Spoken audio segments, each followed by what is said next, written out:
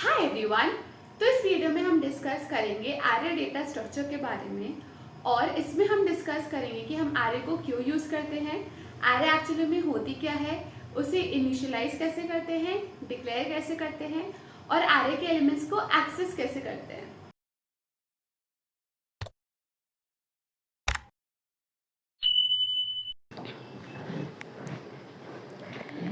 तो अब एरेस क्या होती है, ये डिस्कस करने से पहले हम ये देखते हैं कि एरेस को हम यूज़ ही क्यों करते हैं। ठीक है, और ये हम समझेंगे एक छोटे से एग्जाम्पल के साथ। तो सपोज मैंने आपको 3 इंटीजर्स दिए, ठीक है, int a is equal to 2, b is equal to 3 and c ले लेते हैं 7। ठीक है, तो ये 3 इंटीजर्स है हमारे पास, a2, b3 एंड c7। अब इसमें से ये पता करना है कि लार्जेस्ट इंटीजर कौन सा है।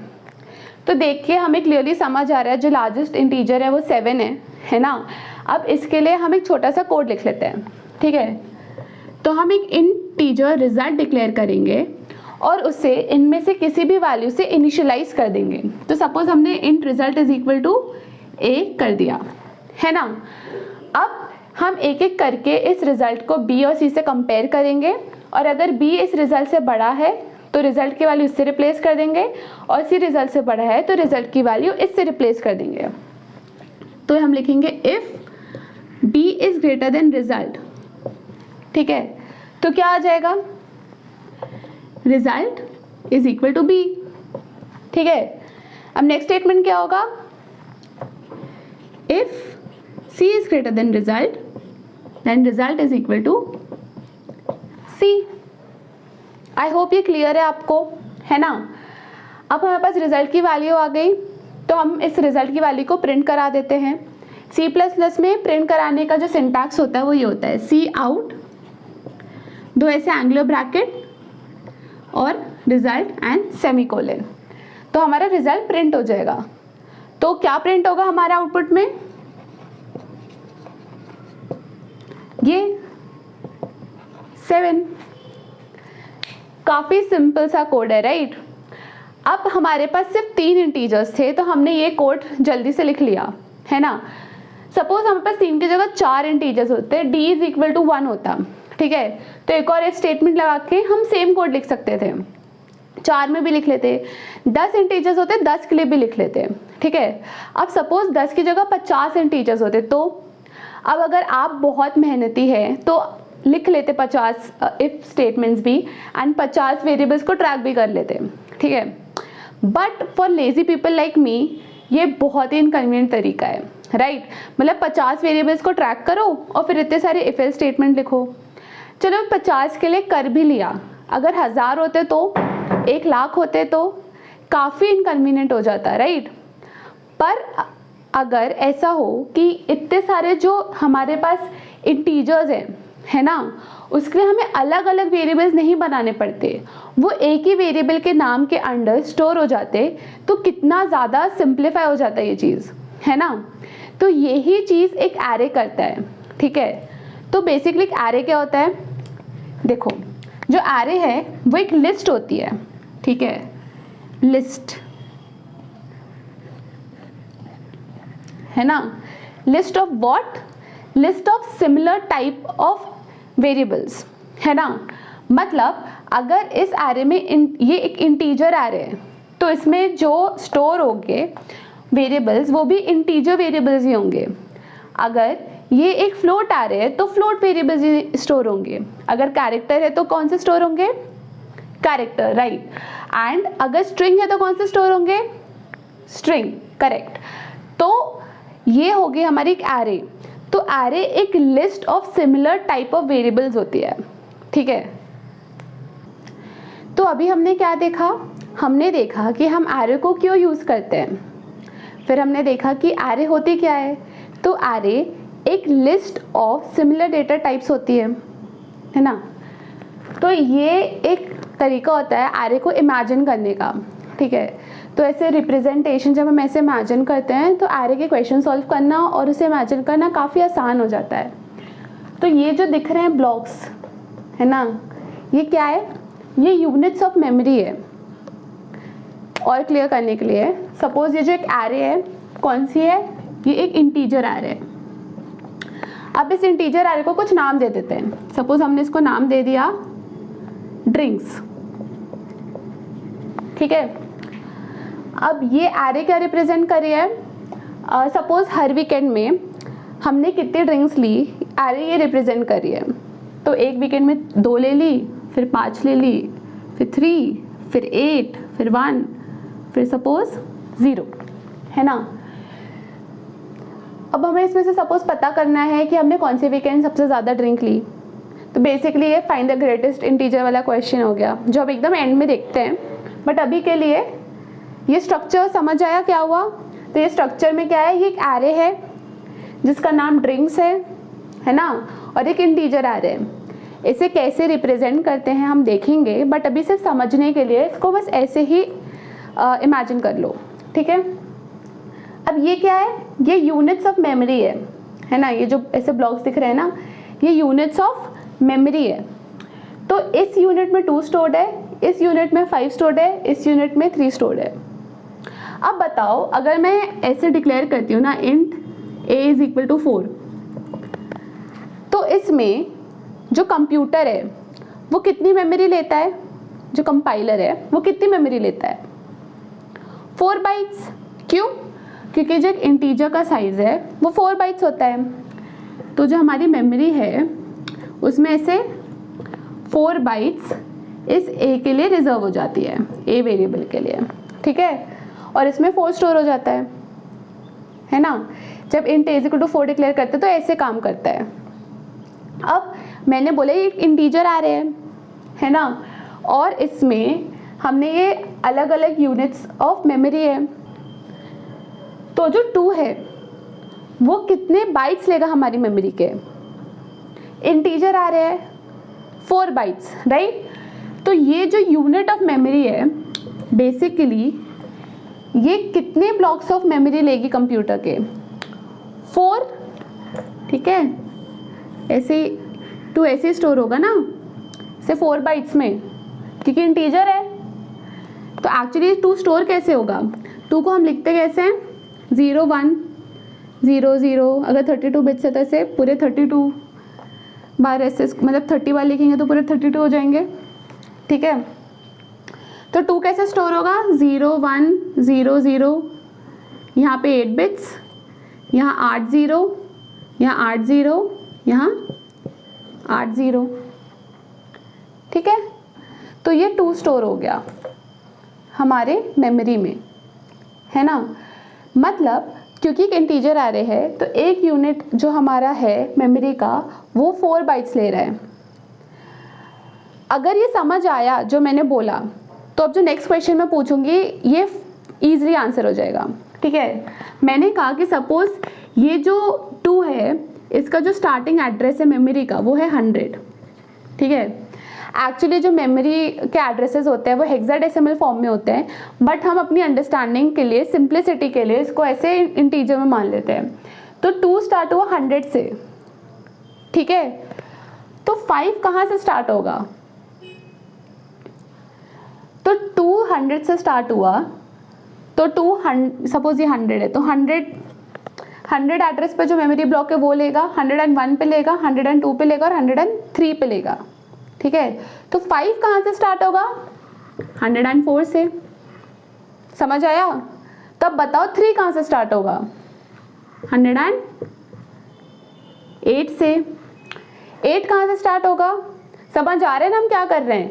मतलब इसने 4 बाइट्स लिए तो नेक्स्ट 4 बाइट्स के बाद वाली जो मेमोरी लोकेशन है वो 5 पे जाएगी, फिर 5 4 ले लेगा, उसके जस्ट बाद वाली 3 पे जाएगी। अब जस्ट बाद वाली क्यों जाएगी, बिकॉज ये एरे है, एरे में कंटिन्यूस एलोकेशन होता है मेमोरी का, ठीक है। मतलब जैसे ही 2 खत्म होगा 5 एलोकेट होना स्टार्ट हो जाएगा, 5 खत्म होगा 3 एलोकेट होना स्टार्ट हो जाएगा, ब्रेक नहीं आता है बीच में मेमोरी का, ठीक है। फिर 8 में क्या होगा, +4 कर दो, 112 एंड सो ऑन, ठीक है। तो ये मेमोरी का गेम समझ आया, है ना। अगर सिंपली पता करना हो तो अगर तुम अपने पास स्टार्टिंग एड्रेस है, सपोज स्टार्टिंग एड्रेस 100 है, ठीक है,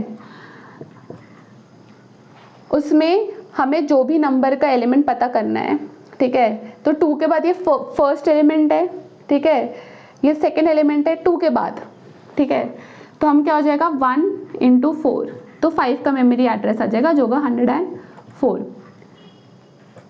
ये कंफ्यूजिंग तो नहीं लग रहा ना कि मतलब 1 क्यों, ये तो सेकेंड एलिमेंट है और ये थर्ड एलिमेंट है, तो इसके आगे हम ऐसे 2 क्यों लिख रहे हैं?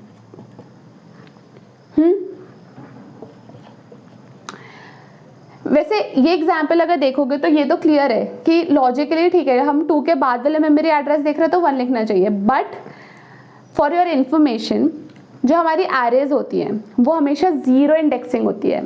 0 इंडेक्सिंग क्या होगी पता चलेगा, मतलब हम जो 2 है इसे बोलते हैं 0th एलिमेंट, ठीक है, जो 5 है इसे बोलते हैं फर्स्ट एलिमेंट, जो 3 है इसे बोलते हैं सेकेंड एलिमेंट, जो 8 है उसे बोलते हैं थर्ड एलिमेंट, इसको बोलेंगे फोर्थ और इसे बोलेंगे फिफ्थ, ठीक है। मतलब जो भी हमारा फर्स्ट एलिमेंट होगा उसको हम बोलेंगे 0 एलिमेंट, और मोस्ट ऑफ द लैंग्वेजेस में जो एरेज होती है वो 0 इंडेक्सिंग से होती है। 0 इंडेक्सिंग समझ आई कि जो पहला एलिमेंट है वो होगा 0, है ना। तो ये पूरी है एरे की कहानी। अब इसे कंप्यूटर में हम रिप्रेजेंट कैसे करेंगे वो देखते हैं। तो एरे को डिक्लेयर करने के लिए आई होप हम रेडी है, ठीक है। तो ये क्या है हमारी ड्रिंक्स एरे, किस टाइप की है? इंटीजर टाइप की। अब इस एरे को हम डिक्लेयर कैसे करेंगे कंप्यूटर में, मतलब कंप्यूटर को पता ना चाहिए ना कि हम ऐसे कोई एरे डिक्लेयर कर रहे हैं। तो इसको हम डिक्लेयर करेंगे, पहले टाइप क्या है? इंट, ठीक है। फिर एरे का नाम क्या है? ड्रिंक्स, ठीक है। फिर एरे का साइज क्या है? 1 2 3 4 5 6 है। तो ये हो गया इस एरे का डिक्लेरेशन, है ना। मतलब एरे को कैसे डिक्लेयर करेंगे? ये हो गया टाइप, ये हो गया एरे नेम, है ना, और ये क्या हो गया? एरे का साइज। समझ आया? अगर समझ आया है तो अब इसको डिक्लेयर कैसे करेंगे ये सोचो, ठीक है। मेरे को एक कैरेक्टर एरे डिक्लेयर करनी है जिसमें 10 कैरेक्टर्स होंगे, और सपोज उस कैरेक्टर एरे का नाम होगा टॉम, ठीक है। तो कैसे होगी वो डिक्लेयर? कैरेक्टर कैसे डिक्लेयर करते हैं? कैर, एरे का नाम क्या है? टॉम, एरे का साइज क्या है? 10, होगी डिक्लेयर, ठीक है। सपोज अब मुझे एक और एरे डिक्लेयर करनी है। अब ये भी सोचना, ठीक है, मेरे को एक स्ट्रिंग एरे डिक्लेयर करनी है जिसका नाम होगा गर्लफ्रेंड्स, ठीक है। कितनी? 20, है ना। कैसे डिक्लेयर करेंगे? स्ट्रिंग्स, आई मीन स्ट्रिंग, ठीक है। सपोज एरे का नाम है गर्लफ्रेंड, मतलब GF लिख देते हैं, ठीक है। फिर साइज क्या था? 20, ये में स्ट्रिंग एरे डिक्लेयर। तो ये हो गया एरे का डिक्लेरेशन, ठीक है। अब डिक्लेयर कर दी, इसके बाद हम देखते हैं कि एरे को इनिशियलाइज कैसे करते हैं, ठीक है। तो ये हमने क्या कर दिया, एरे को डिक्लेयर कर दिया, है ना। अब इसको इनिशियलाइज कैसे करेंगे? इसको ना इनिशियलाइज करने के 2 तरीके हो सकते हैं। या तो हम कंपाइल टाइम पे इसको इनिशियलाइज करेंगे, या तो हम रन टाइम पे इनिशियलाइज करेंगे, ठीक है। पहले देखते हैं हम कंपाइल टाइम पे कैसे इनिशियलाइज करेंगे, है ना।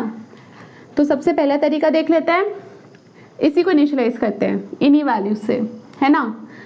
तो इसको हमें इनिशियलाइज करना है तो हम इसको ऐसे लिख सकते हैं, इंट ड्रिंक्स, ठीक है। डिक्लेयर करते टाइम पे इसको इनिशियलाइज कर सकते हैं ना। तो हमने क्या किया, इतना हमने डिक्लेयर करने के लिए यूज़ किया था। अब डिक्लेयर करते टाइम हम इसको ऐसे लिख सकते हैं, इनिशियलाइज करने के लिए सारी वैल्यूज़ लिख दो, 2 5 3 8 1 0, ठीक है। तो ये एक तरीके से हमने इसको इनिशियलाइज कर दिया। अब एक और तरीका क्या हो सकता है इनिशियलाइज करने का, इंट ड्रिंक्स, साइज मत लिखो, ठीक है, और सिमिलरली इसमें इधर पे ऐसे जो वैल्यूज़ लिखी है ना ऐसी वैल्यूज़ लिख दो। एक और तरीका होगा इनिशियलाइज करने का, एक और तरीके से कर सकते हैं इनिशियलाइज, ठीक है। हमने क्या लिखा, इंट ड्रिंक्स और ऐसे 6 लिख दिया, ठीक है। अब हमने लिखा ड्रिंक्स, ड्रिंक्स है ना आरे का नाम, S, drinks of 0 is equal to 2। अब इसका क्या मतलब होता है, ये ना एरे के एलिमेंट्स को एक्सेस करने का तरीका होता है। हम एरे का जो भी नाम है वो लिखते हैं, है ना, और एरे जो भी इंडेक्स को एक्सेस करना है, मैंने बताया था ना ये 0 इंडेक्सिंग होती है, तो ये 0 है, ये 1 है, ये 2 है, ये 3 है, ये 4 है, ये 5 है। तो अगर 2 को एक्सेस करना है तो ड्रिंक्स 0 इज इक्वल टू 2 लिखेंगे, ठीक है। फिर 1 को एक्सेस करना है तो ड्रिंक्स 1 इज इक्वल टू 1 क्या है 5। फिर 2 को करना है तो ड्रिंक्स 2 क्या है 0 1 2 क्या है 3। तो ऐसे सारे एलिमेंट्स को इनिशियलाइज कर सकते हैं। मतलब ये तो क्यों ही यूज़ करने इनिशियलाइज करने के लिए, जब तुम ऐसे इनिशियलाइज कर सकते हो, फालतू का काम बढ़ाना है, बट बताने के लिए कि ये भी एक तरीका होता है इनिशियलाइज करने का, है ना। अब इसके बाद ये थर्ड तरीका मैं मिटा देती हूँ, समझ आ गया ना, इसको मिटा देती हूँ। अब एक और तरीका क्या होता है, मतलब तुमने इंट ड्रिंक्स लिखी, ठीक है, साइज डिक्लेयर कर दिया, पर अब तुम्हारे को सारे एलिमेंट्स नहीं इनिशियलाइज करने, तुम्हें बस पता है कि तुमने 0 मतलब फर्स्ट सेकंड और थर्ड वीक में कितनी ड्रिंक्स ली, अभी बाकी तुम्हारे वीक्स आए नहीं तो अननोन है, ठीक है। तो तुमने बस 2 3 कर दिया क्योंकि तुम्हें बस इतनी ही पता था, बाकी पता नहीं है, ठीक है। तो ऐसे में क्या होगा, ऐसे में ना इसको ऐसे इमेजिन करो, ये जो तुम्हारी एरे है ना ये ऐसे इनिशियलाइज होगी। तुमने 2 लिखा, 5 लिखा, 3 लिखा, है ना, तो जो बाकी की बची हुई वैल्यूज है ना वो बाय डिफॉल्ट ऐसे 0 हो जाएगी, ठीक है। तो बाकी केस में 0 स्टोर होगा। तो एक ये तरीका होगा इनिशियलाइज करने का, ठीक है। हम एक और तरीके से इनिशियलाइज कर सकते हैं, इंट ड्रिंक्स, इस था यहाँ, ठीक है, in drinks 6 is equal to, या फिर इसी को int drinks is equal to ऐसे। तो ये दोनों चीजें क्या करेगी, ये दोनों जब इनिशियलाइज ऐसे करेंगे ना तो ऑल वेरिएबल्स इनिशियलाइज्ड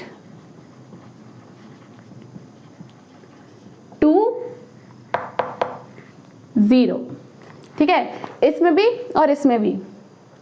अब ये देख के लगेगा कि सही है यार, मतलब कभी सारे वेरिएबल्स को इनिशियलाइज करना है तो बस ऐसे ब्रैकेट में उसकी वैल्यू लिख दो, बट अनफॉर्चुनेटली ये वर्क नहीं करता है। मतलब अगर इंट ड्रिंक्स 6 को 0 के अलावा कोई और नंबर लिखा, सपोज 5 लिख दिया, ठीक है, तो ऐसा नहीं कि सारे एलिमेंट्स मतलब जो सारे वेरिएबल्स है ना ये 5 से इनिशियलाइज हो जाएंगे, ऐसा नहीं है, ये अभी भी लाइक सब 0 से इनिशियलाइज होंगे। तो ये जो है ना इनिशियलाइज करने का तरीका, ये सिर्फ जब तुम 0 लिखो ऐसे एम्प्टी छोड़ दो तभी वर्क करता है, और इसमें क्या होता है सारे एलिमेंट्स ऐसे 0 से इनिशियलाइज हो जाते हैं, ठीक है। तो ये था हमारा इनिशियलाइजेशन ऑफ एरे, समझ आया ना। तो फिर से एक एरे, अगर तुम्हें कंप्यूटर को बताना है यार कंप्यूटर मुझे एक एरे डिक्लेयर करनी है, तो तुम कैसे डिक्लेयर करोगे, इंट आरे का नाम, आरे का साइज, ऐसे डिक्लेयर हो गया। अब तुम्हें डिक्लेयर करते टाइम ही इनिशियलाइज करना है आरे को, तो ऐसे कर सकते हो, ठीक है, ऐसे ऐसे ऐसे, ये जो तरीके बताए हैं, ठीक है। अच्छा हाँ, ये अपना कंपाइल टाइम था इनिशियलाइज करने का, कि कंपाइल टाइम में इनिशियलाइज कैसे करते हैं। अब रन टाइम में कैसे इनिशियलाइज करते हैं वो भी देख लेते हैं, ठीक है।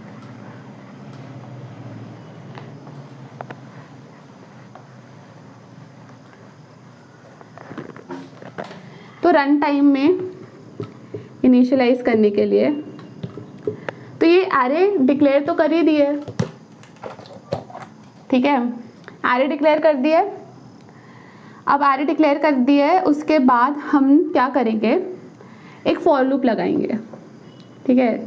For int i is equal to 0, 6 size की है, i less than 6, i plus plus, ठीक है। हम क्या करेंगे, सी इन, अब हमें क्या चाहिए, हम ये एरे को इनिशियलाइज करना है। तो सपोज जो भी हमें एरे का एलिमेंट चाहिए वो यहाँ लिख देंगे। तो एक फॉर लूप रन होगी, पहले ये ड्रिंक्स 0 को इनिशियलाइज करेगी, जो भी हम इनपुट देंगे, फिर i 1 हो जाएगा तो ड्रिंक्स 1 को इनिशियलाइज कर देगी, ऐसे करके सारे एलिमेंट्स को इनिशियलाइज कर देगी, ठीक है। तो ये हो गया हमारा रन टाइम इनिशियलाइजेशन, ठीक है। तो ये हो गया एरे को इनिशियलाइज करने का तरीका और डिक्लेयर करने का तरीका। और ये जैसे अभी हमने डिस्कस किया था, एरे के एलिमेंट्स को एक्सेस ऐसे करते हैं, एरे का नाम और जो भी इंडेक्स वाला एलिमेंट एक्सेस करना है उस इंडेक्स को ऐसे नंबर अंदर लिख लेते हैं। तो सपोज अगर इसको एक्सेस करना है तो कैसे लिखेंगे, ड्रिंक्स 4, ठीक है। कोई एक वेरिएबल में स्टोर कर लेते हैं इसको, इंट सपोज सी, तो int C is equal to drink 4, C की वैल्यू क्या आ जाएगी 1। तो कोई भी रैंडम एलिमेंट को ऐसे एक्सेस करते हैं एरे में। इसको चेंज भी कर सकते हैं, ठीक है। सपोज 1 की जगह इसको सुपर इम्पोज करके कुछ और करना है, तो वो कैसे करेंगे, ड्रिंक 4 इज इक्वल टू क्या, 1 की जगह क्या करना है 10 कर देते हैं, तो ड्रिंक 4 इज इक्वल टू 10 हो गया, ठीक है।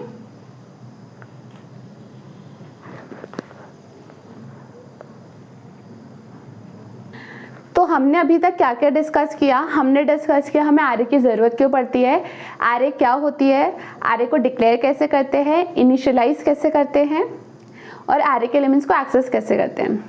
अभी जो एक्सेस करने वाला पार्ट है इसको थोड़ा सा हम एलैबोरेट करते हैं, ठीक है। तो हमने अभी हमने क्या देखा कि एरे को एक्सेस कैसे करेंगे,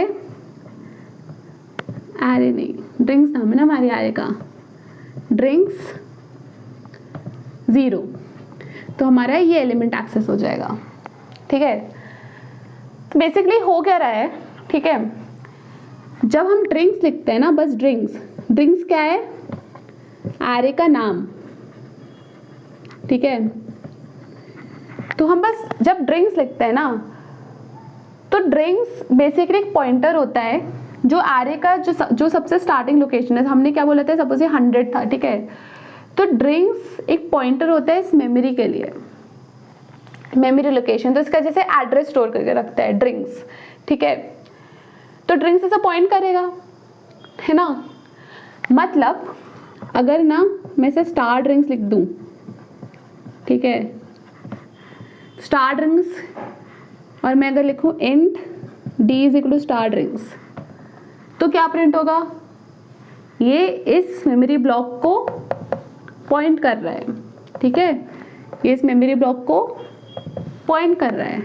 जब मैंने स्टार ड्रिंक्स लिखा तो ये स्टोर करेगा, ये मतलब ये आउटपुट देगा 2, मतलब मैं क्या कह रही हूँ, इस मेमोरी लोकेशन की जो भी वैल्यू है वो मुझे चाहिए, पॉइंटर है ना।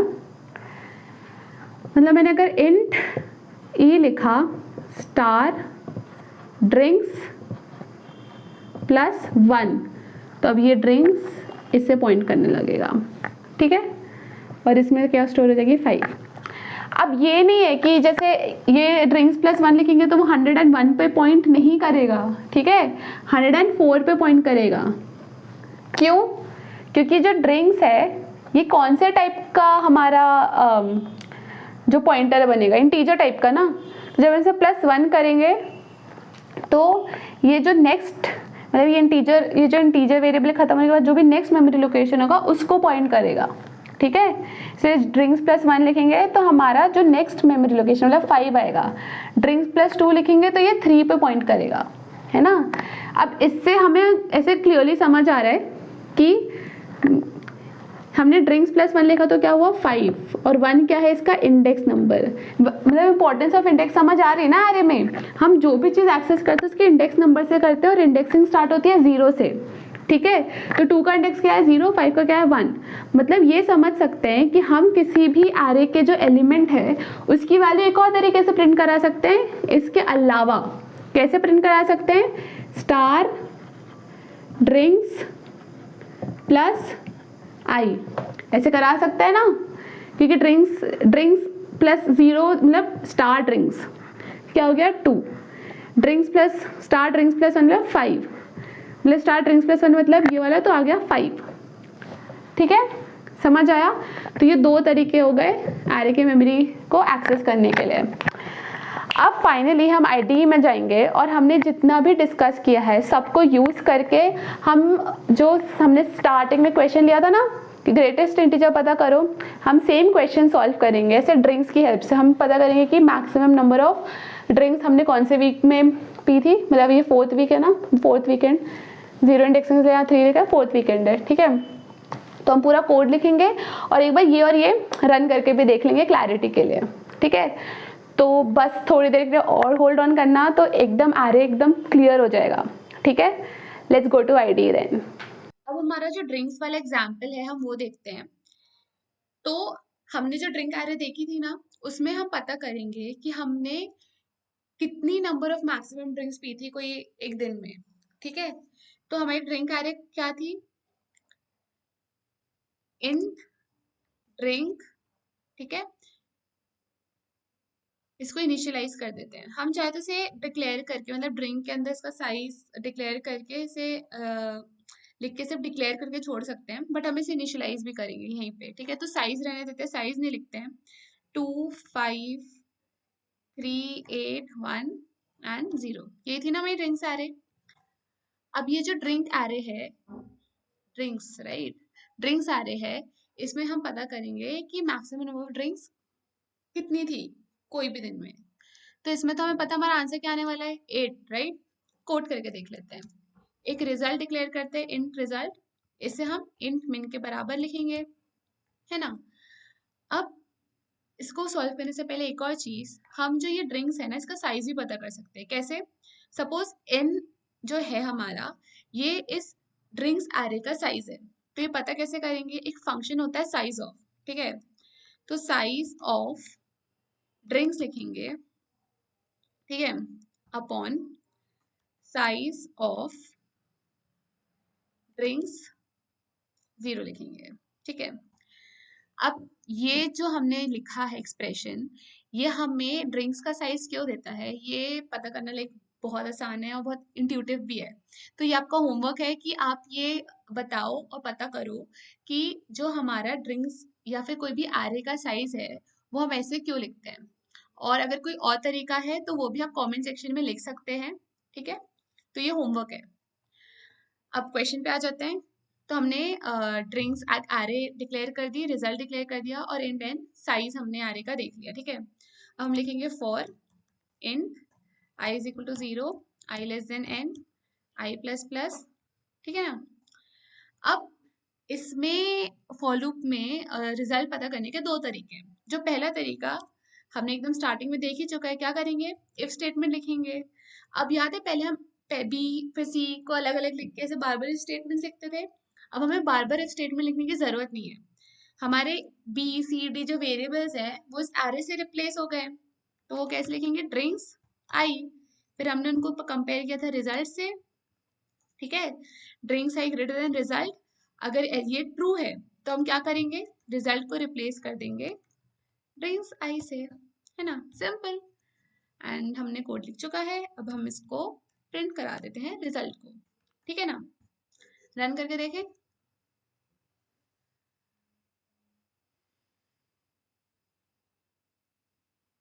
तो हमारा आउटपुट आ गया 8। ठीक है, अब ये ना एक तरीका है लिखने का, एक और तरीके से लिखने का हम लिख सकते हैं कि result is equal to max of, तो मैक्स क्या होता है, सी प्लस प्लस में मैक्स एक फंक्शन होता है, तो उस फंक्शन में हम दो आर्ग्यूमेंट्स पास करते हैं, आर्ग्यूमेंट 1 और आर्ग्यूमेंट 2। तो ये रिटर्न क्या करता है, आर्ग्यूमेंट 1 और आर्ग्यूमेंट 2 में से जो भी बड़ा नंबर है ना वो रिटर्न कर देता है। तो जैसे हमने जो दो आर्ग्यूमेंट्स पास करे होंगे रिजल्ट कॉमा ड्रिंक्स आई, तो अब ये मैक्स फंक्शन क्या रिटर्न करेगा, रिजल्ट और ड्रिंक्स आई, मतलब ड्रिंक्स आई जो भी अपना नंबर होगा उसमें से जो भी बड़ा होगा वो रिटर्न कर देगा और वो वैल्यू रिजल्ट में स्टोर हो जाएगी। ठीक है, इसे भी रन करके देख लेते हैं। तो हमारा आउटपुट आ गया 8। ठीक है ना, तो ये हमारा हो गया वो क्वेश्चन।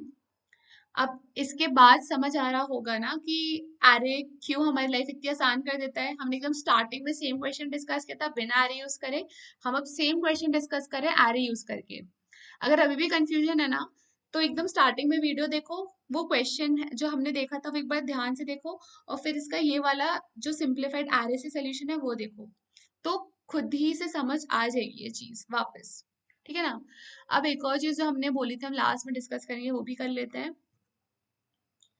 वो पॉइंटर वाली चीज। ठीक है, तो मैंने क्या कहा था कि अगर मैं पॉइंटर ड्रिंक्स लिखूं तो क्या प्रिंट होगा, जो भी ड्रिंक्स ऑफ जीरो में जो भी वैल्यू है वो। ठीक है, तो इसे रन करके देखते हैं, है ना। अब एक चीज और बोली थी कि अगर +1 लिखेंगे तो जो बाद वाली वैल्यू है वो प्रिंट हो जाएगी, तो वो भी करके देखते हैं, रन करें।